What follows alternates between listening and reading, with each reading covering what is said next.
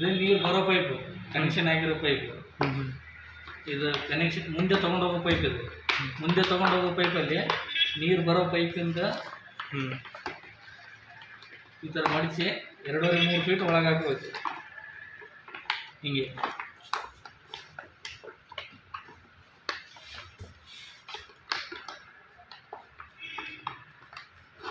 ಹಿಂಗೆ 2.5-3 ಫೀಟ್ ಒಳಗೆ ಹಾಕಬೇಕು.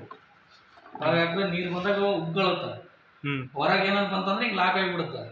ಇದೇ ಥರ ಹಾಕಕ್ಕೆ ಹೇಳ್ರಿ. ಅದು ಈ ಥರ ಲಾಕ್ ಆಗಿದೆ ನೋಡಿ, ಆಯ್ತು.